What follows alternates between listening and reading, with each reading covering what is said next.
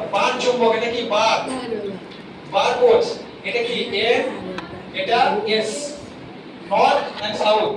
বুঝা গেল?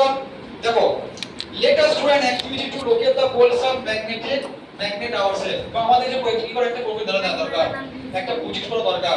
দেখো, to locate the poles of a magnet, অর্থাৎ পোল মানে এই চুম্বকের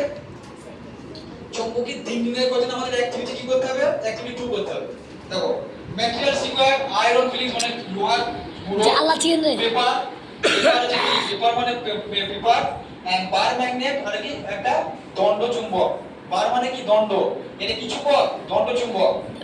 দেখো, put some iron fillings on a sheet of paper, কিছু sheet পেপারের মধ্যে আয়রন বানানো হলো, and roll a bar magnet in the fillings and then lift it up।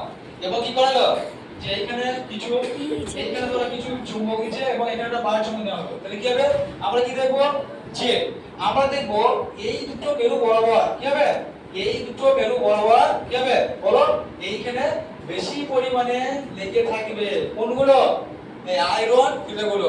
মানে এর থেকে আমরা বুঝতে পারবো যে এই দুটো মেরুতে চুম্বকের আকর্ষণ সবথেকে বেশি। বুঝতে পারলাম? North and south. বুঝা গেল? দেখো, most of the iron fixed to the end while a very few found in detail, almost none at the midpoint। এবং এখানে কি থাকবে, almost none। এখানে কি থাকবে, almost none মানে প্রায় নাই বললেই চলে। কি almost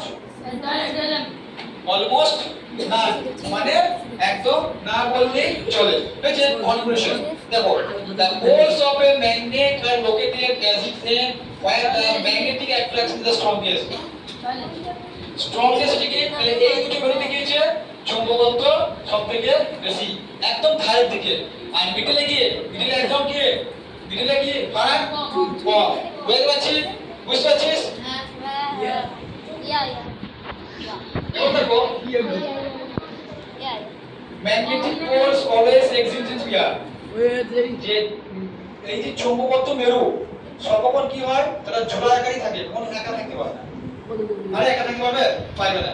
দেখো, a magnet will always have a north pole and a south pole। তাহলে একটা চৌম্বকের সর্বক্ষণই দুটো দিক থাকে, একটা হচ্ছে নর্থ পোল, একটা কি, একটা সাউথ পোল।